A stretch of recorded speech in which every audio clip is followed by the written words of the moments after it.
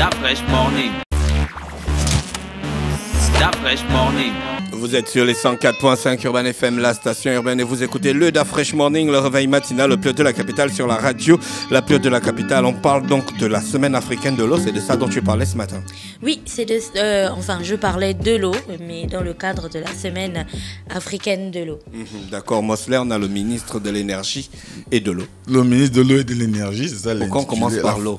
Il nous le dira tout à l'heure, certainement. Donc, évidemment, c'est à l'occasion de l'organisation de la 7e semaine africaine de l'eau et de la 11e session ordinaire de l'Assemblée générale des ministres chargée de l'eau, du moins en charge de l'eau, qui se tient à Libreville du 29 au 2 29 octobre au 2 novembre. Voilà. Monsieur le ministre, bonjour. Bonjour. Merci d'avoir accepté notre invitation.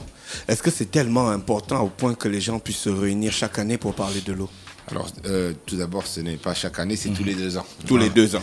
Donc, effectivement, je crois qu'aujourd'hui, l'avenir montre qu'il y aura, avec le réchauffement planétaire, des problèmes importants sur l'eau. Et je crois qu'il y aura la guerre de l'eau qui va rentrer quand même dans les 50 ans qui vont suivre. Si on ne fait rien, il y aura des problèmes importants concernant donc les pénuries d'eau. Et donc, la gestion de l'eau s'avère déjà, vous savez, gérer c'est prévoir. Donc, il faut prévoir la gestion future de l'eau. Et il faut que l'Afrique s'organise, puisque l'Afrique sera bien entendu très touchée par d'une part les sécheresses, et d'autre part, nous sommes le bassin du Congo où nous avons le 2e réservoir en eau. Donc comment vous expliquez ça aux populations, que le pays est entouré d'eau, que ça soit du nord au sud et sur la côte, mais qu'il y a des problèmes d'eau? Comment on explique ça aux gens? Après, l'eau, il faut la traiter, la canaliser, voilà, et la distribuer. Donc ça, c'est un autre problème. Mais je dirais que ça, c'est les problèmes des infrastructures que tous les pays africains dans l'ensemble connaissent aujourd'hui. Et c'est ce que nous sommes en train d'essayer de régler durablement pour notre pays. Maintenant, au niveau de la 7e semaine africaine de l'eau, effectivement, c'est de mettre en place des synergies communes entre les pays pour pouvoir se projeter dans l'avenir et faire de l'eau avoir une gestion durable de l'eau pour que tout le monde puisse au maximum en profiter pour les générations futures. C'est un peu cela. Comment appréhender le thème central qui a été choisi pour cette 7e édition, qui est vers je cite, vers la réalisation de la sécurité de l'eau et de l'assainissement géré de manière sûre pour l'Afrique? À quoi cela renvoie? Alors, ça renvoie d'une part à ce que je disais, la gestion durable de l'eau comme ressource essentielle pour la vie. Et l'autre côté, vous savez, il y a l'assainissement, puisque quand je parle par exemple de Libreville, nous produisons tous les jours 230 000 mètres cubes par jour qui sont consommés à Libreville. Mais il faut savoir qu'il y a 160 000 mètres cubes par jour qui sont rejetés dans la nature. Et donc quand c'est rejeté dans la nature, c'est avec des produits polluants, avec des eaux usées.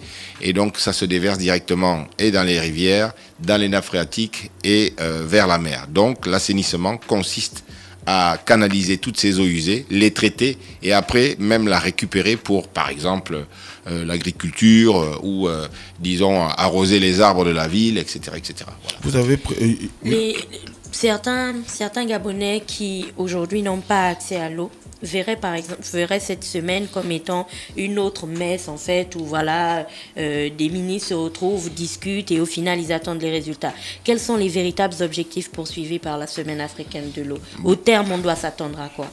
Alors bien entendu, il y a des objectifs recherchés, c'est si je peux m'exprimer de manière très précise. C'est faire donc d'une part l'état des lieux, des progrès dans les domaines de l'eau et de l'assainissement au niveau, bien entendu, c'est panafricain. Donc c'est l'AMCAO, c'est 54 États, 54 ministres de l'eau et de l'énergie. Donc c'est vraiment global. Mais la synergie qui veut être mise en place, c'est on peut se tourner vers des modèles de pays, c'est-à-dire focaliser l'intelligence en matière d'eau, d'infrastructures vers des pays qui vont d'abord en profiter et après le déployer sur l'ensemble des pays. C'est un peu la stratégie qui va être mise en place. Il y a également plaidé donc en faveur d'une prise en compte de la politique accrue de l'assainissement en Afrique. Donc également il y a des bailleurs de fonds, donc des gens qui sont là, par exemple vous avez la fondation de Bill Gates qui est donatrice de l'AMCAO. Il y a des grandes fondations, des pourvoyeurs d'argent qui permettent de mettre des moyens pour pouvoir avancer. Il y a également contribué à l'élaboration de stratégies pour le financement donc adéquat et durable donc des programmes d'eau et d'assainissement en Afrique. Et en fait, c'est promouvoir et soutenir l'élaboration de l'ensemble des bassins transfrontaliers. Vous savez que l'eau, par exemple au Gabon, vous avez des fleuves qui partent des pays voisins ou qui partent du Gabon vers les pays voisins. Comment on gère de manière transfrontalière l'eau? Parce que si vous faites un barrage et vous coupez l'eau, vous asséchez par exemple un fleuve. Donc à ce moment-là, vous allez, disons, fragiliser un autre pays. Vous voyez. Donc en fait, c'est une gestion commune de l'eau au niveau, par exemple, de l'Afrique centrale. Donc tout ça, ça rentre dans les grandes discussions de l'AMCAO. C'est vrai que ce sont des grandes messes, mais on veut qu'elles soient quand même concrètes. Et puis il y a quand même quelque chose de très important, c'est que le Gabon prend la présidence de l'AMCAO pour 2 ans. Pendant 2 ans, c'est nous qui allons, bien entendu, avec 15 ministres qui font partie du conseil exécutif de l'AMCAO, pouvoir faire la promotion, disons, porter sur les épaules toute la volonté de pouvoir avancer, faire avancer cette institution pour avoir des résultats concrets. Et dans ce cas, pour le cas du Gabon, vous avez parlé tout à l'heure de faire l'état des progrès dans le domaine de l'eau.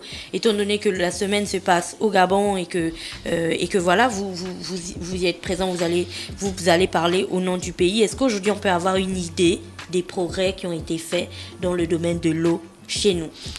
Alors, de l'eau et de l'assainissement. Oui. Bon, je dirais que nous avons mis sur la table du gouvernement, disons qu'il y a des lois qui vont être adoptées concernant donc la gouvernance de l'eau. C'est important. Il faut toujours un cadre législatif concernant l'eau. Nous allons créer par exemple un fonds de l'eau à partir de cette loi qui permet de récolter des fonds à partir. Vous savez, quand vous prélevez de l'eau, c'est une ressource, mais personne ne la paye. Donc même si on vous dit c'est 1 franc par mètre cube, imaginez un peu.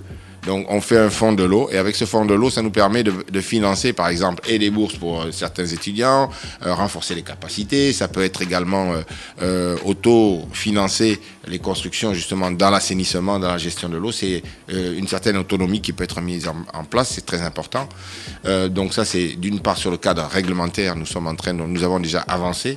Et ensuite, bien entendu, sur le plan, le ministère de l'eau et de l'énergie oriente et fait la politique de l'eau en matière de gestion de l'eau. Donc nous avons, je pense, avancé et avec des partenaires, donc des consortiums qui se sont faits, nous avons bien entendu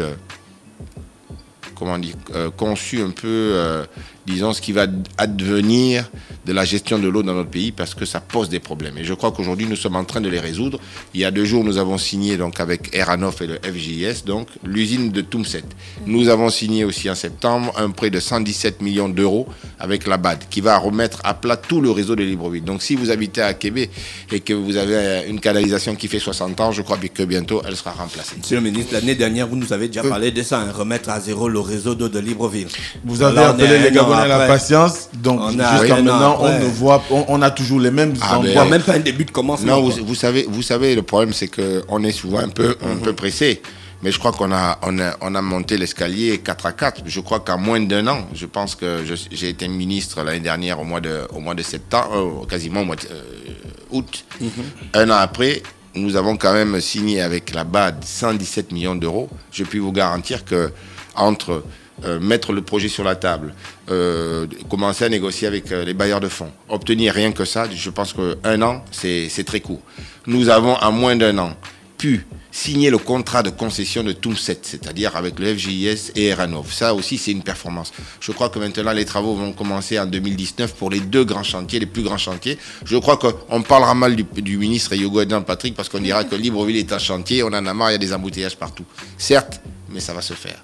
Aujourd'hui, quel est le volume que pourra charrier un Toumset pour les populations environnantes? 140 000 mètres cubes d'eau potable par jour. 140 000.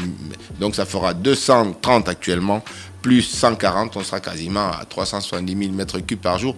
À la limite, on va se noyer. Alors ce projet, est-ce qu'il concerne, là vous parlez de ce qui va se passer dans Libreville, mais avant, dans la rubrique que l'on a faite avant, on parlait aussi du programme d'hydraulique villageoise, quand en se basant sur les dernières élections législatives qui sont passées, la plupart des revendications ou des demandes que les populations faisaient aux candidats étaient la question, les besoins liés à l'accès à l'eau. Est-ce qu'on a repensé à un projet d'hydraulique villageoise pour les zones rurales? Est-ce qu'il y en a un autre? Est-ce qu'on a signé un partenariat pour ça? Ou s'il faut faut recadrer la question. Si on voit un tout petit peu les annonces du chef de l'État, il y a eu l'appel à ce qui est la mise en place des pompes hydrauliques villageoises dans toutes les circonscriptions du pays. Quelle est aujourd'hui l'avancée de ce projet?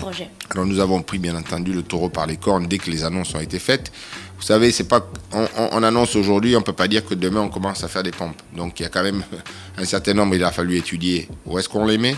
Il a fallu faire venir, trouver des prestataires, il faut trouver les pompes sur place. Nous avons commencé déjà dans le pays sur à peu près 4-5 provinces. Il est vrai, et moi je n'ai pas la langue de bois, que nous avons connu des problèmes de trésorerie, donc qui font que c'est un peu ralenti aujourd'hui. Mais on a commencé à forer, il y a des forages qui existent. Aujourd'hui nous sommes sur à peu près, je crois, une cinquantaine de pompes qui ont déjà été installées. Enfin pas installées, disons les forages ont été faits. Et maintenant nous sommes sur les margelles et ce programme qui est prévu quand même pour à peu près 2 ans, 3 ans. Avance, disons, à un rythme qui doit être plus soutenu, mais je pense qu'avec la nouvelle loi des finances, ça ira peut-être plus vite. On sort quand même des élections, ça coûte quand même cher, donc je crois que pour le reste, en tout cas, tout est les contrats sont signés, les entreprises sont là, les pompes sont là et le travail a commencé. Et ça concerne combien de villages? On parle de combien 925 pompes, donc à peu près 925 villages. Ça dépend si vous avez un village qui fait 200 personnes, on peut mettre peut-être deux pompes, mais disons grosso modo, l'impact est important. Alors aujourd'hui, nous sommes à la 7e édition de la journée la semaine africaine de l'eau. On se rappellera qu'à la 6e édition qui s'est tenue en Tanzanie, il avait déjà été question de la sécurité de l'eau et de l'assainissement. Et là, on parle d'aller vers. Est-ce qu'aujourd'hui, on ne peut pas dire que les recommandations qui sortent souvent de cette semaine africaine de l'eau ou du conseil des ministres peinent à trouver leur effectivité sur le terrain? Bon, vous savez, il y a uniquement que 2 ans. Donc en Tanzanie que ça s'est passé, c'est tous les 2 ans. Donc je crois que c'est un long travail. Vous savez, c'est mettre en marche 54 pays vers un même objectif. Donc c'est clair qu'on continue, mais je crois que les objectifs, souvent, j'écoutais hier la représentante donc, de l'ONU qui disait que nous avons des objectifs à 2063 pour certains grands événements, enfin grands objectifs, quoi. Donc le court terme, c'est quasiment l'immédiat, le moyen terme, c'est 6-7 ans, le long terme, donc ce sont des travaux qui prennent, enfin disons, des réflexions pour le futur. Donc c'est pas comme ça qu'on claque du doigt pour dire que ce qu'on a fait il y a 2 ans, ça se finit aujourd'hui. Le Gabon va prendre la présidence de votre structure. Est-ce que vous avez déjà un plan bien ficelé pour qu'après ces 2 ans, on ne se dise pas encore que bon, on a essayé des choses et puis ça n'a pas marché? Et quel pourrait être l'impact de cette présidence sur... je ne l'ai pas encore prise, je la prends mercredi. Comme mais ce qui est sûr, c'est que je ne sais pas si je suis dynamique, je suis connu peut-être un peu pour être assez fonceur. Donc écoutez, tout ce que je vais ménager aucun effort pour pouvoir faire avancer la machine, hein, pour qu'au sortir de là, le Gabon puisse avoir un bilan à défendre, un bilan honorable et important. Je crois qu'également que nous allons, par cet organisme, pouvoir aussi regarder un peu l'état de l'assainissement chez nous, qui est embryonnaire, il faut dire la vérité.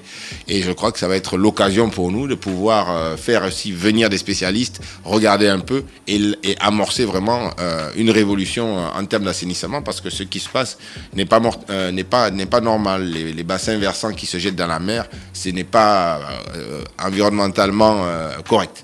Donc je crois que aussi bien le chef de l'État est très attaché donc à tout ce qui est environnemental, aussi bien il faut que le gouvernement s'y attelle. Donc c'est pas des paroles vaines, il faut qu'on passe dans le concret, et ça va être l'occasion pour le Gabon, en tant que président de l'AMCAO, de pouvoir regarder un peu l'état des lieux, faire l'état des lieux de notre assainissement. Nous avons une station d'épuration vers Angondié, elle n'est pas encore branchée. Donc vous voyez, je crois que ce sont des choses qu'il va falloir à un moment donné voir. Alors, ce qu'il faut également retenir, d'ailleurs, Dafresh l'a souligné tout à l'heure, notamment en rapport avec le fait que notre pays est limitrophe d'un certain nombre de territoires, dont nous avons en partage un certain nombre de cours d'eau, sinon de fleuves. Est-ce qu'aujourd'hui, il existe une coopération réelle entre le Gabon et ses voisins sur les questions de gestion de ces ressources hydrauliques? La gestion des ressources transfrontalières, bien entendu, il y a des organismes pour ça. Je n'ai pas le nom en tête, mais effectivement, le Gabon fait parties sur les problèmes de l'Ogooué notamment. Vous avez le Ntem, etc. Vous avez toutes les rivières transfrontalières qui partent et de la Guinée équatoriale vers le Gabon et qui traversent le Gabon et qui partent vers le Congo, etc. etc. Donc, bien entendu, il y a... Mais souvent, il coule, disons, le plus grand chemin, c'est chez nous. Mais disons que ce qui est sûr, c'est qu'il faut avoir une gestion responsable. Et je crois qu'avec les pays voisins, nous n'avons aucun problème sur ça. Sur un autre plan, depuis que vous êtes ministre et homme de loi, je ne sais pas, est-ce que vous avez déjà pensé à une véritable... Est-ce que le Gabon a une véritable politique de l'eau? Oui, c'est ce que je disais tout à l'heure, c'est que nous avons mis sur la table un certain nombre... Nous avons regardé, fait l'état des lieux au niveau du ministère des lois, le code de l'eau, ce qu'on appelle, la politique nationale de l'eau. Donc tout ça a été rédigé. Voilà, ça a été rédigé par nos services juridiques, ça a été amendé également par mon cabinet. Et nous l'avons déposé, je crois que ça sera étudié très prochainement en interministériel et normalement ça devrait pouvoir passer en Conseil des ministres. C'est très important, c'est le cadre qui permet d'agir. Donc nous avons commencé par ça. C'est long, mais ce sont les procédures. L'administration est parfois un peu longue. Mosley l'a dit en entrée, on est dans la 7e édition de la Semaine africaine de l'eau et il y avait aussi la 11e session ordinaire de l'Assemblée générale des ministres en charge de l'eau et de l'assainissement. Qu'est-ce qui ressort de cette 11e session ordinaire? Alors nous l'avons commencé hier, nous avons établi le programme pour aujourd'hui et je crois que nous ferons une passation de charge demain. Donc je crois que les travaux, ce seront juste après que je vous quitte. J'irai donc, et le ministre tanzanien étant empêché, je prendrai donc la présidence des travaux dès tout à l'heure vers 9h, 9h15, je crois que nous allons ouvrir la session. Voilà, donc... Est-ce que la situation de l'eau, pour terminer, est-ce que la situation de l'eau au Gabon est alarmante? Non, elle n'est pas alarmante puisque tout le monde voit qu'il y en a partout. Je crois surtout c'est qu'on a pris du retard et à l'époque, et je le dis encore et je le martèle, c'est à cause de Veolia. Donc nous sommes arrivés dans cette situation où ces gens n'ont jamais investi comme il le fallait. Donc aujourd'hui, on a pris les choses en main. On essaie d'aller vite, mais ce sont des grands travaux. Il y avait des marchés qui ont été donnés. Après, ils ont été retirés. Donc, vous avez des litiges potentiels. Donc, il fallait régler tout ça. Tout ça est réglé aujourd'hui. Je crois que nous sommes dans une dynamique. Nous avons la chance d'avoir tous les leviers en main. Si nous échouons, ça veut dire que cela, c'est nous-mêmes. Donc, pour ça, il ne faut pas s'alarmer. Nous avons le Sim Gabon 2, donc, qui est sur les rails et actuellement. Donc, la SEG va commencer à faire les travaux donc pour que la prochaine saison sèche déjà on sente moins le différentiel et puis le FGIS Serranov va aussi rentrer dans la danse en 2019. Normalement je crois que 12-24 mois on devrait quand même avoir plus qu'une grosse amélioration. De ce qui ressort de la presse pour terminer, notamment le Jeune Afrique, il a été dit que de ces 3 contrats-là, il y a comme un besoin de ne pas connaître le coût global des signatures des contrats. Non, mais enfin, vous savez, nous sommes les gens responsables. Je crois que le but d'augmenter d'une part l'offre énergétique, c'est pour permettre de baisser les coûts. Bien entendu, l'investisseur qui vient, il a besoin qu'on lui garantisse un prix à minima, c'est ce que nous faisons. Mais les prix à minima que nous garantissons, c'est bien en deçà de la marge que fait la SEG dans la distribution. Donc normalement, ça doit permettre de pouvoir baisser le prix énergétique, d'avoir peut-être même une offre énergétique industrielle pour baisser effectivement les coûts des industriels parce que c'est très cher. Et si jamais vous avez l'énergie qui coûte cher, à ce moment-là, les investisseurs refusent de venir. Donc ça, c'est pour l'offre énergétique. Et puis pour l'eau, moi je suis désolé, il faut dire qu'il y a des pauvres compatriotes qui payent jusqu'à 300-400 000 francs d'eau aujourd'hui pour se faire livrer. Alors comme je dis souvent, il faut avoir à l'esprit qu'une bouteille d'Anza, c'est 600 francs. Donc c'est quasiment 2 mètres cubes d'eau potable livrée par la SEG qui font l'équivalent de 8 fûts de 250 litres. Donc je pense que si demain on augmente le prix de l'eau, même à 500 francs, que tout le monde l'a avec un réseau qui vient devant votre portail avec votre compteur, où vous n'avez pas de fuite, je crois que tout le monde applaudira. Et le problème aujourd'hui, c'est surtout de l'avoir en continu. Bien entendu, donc ce que je dis, c'est qu'il faut l'avoir en continu, près de chez soi, de bonne qualité. Et à ce moment-là, je crois que si vous montez le prix, vous doublez même le prix à 600 francs, 1000 litres par jour, je crois quand même que il faut quand même avoir raison garder. Merci, monsieur le ministre. On avait dans le studio du Fresh Morning le ministre de l'eau et de l'énergie, monsieur Patrick Eyogo-Edzan, qui depuis le 29 octobre sont en plein travaux, les travaux de la 7e semaine. De la semaine africaine de l'eau. D'accord. Restez connectés sur les 104.5. Monsieur le ministre, on vous souhaite de passer une très bonne journée à l'écoute des programmes d'Urban FM. Merci beaucoup à vous trois. Da Fresh Morning.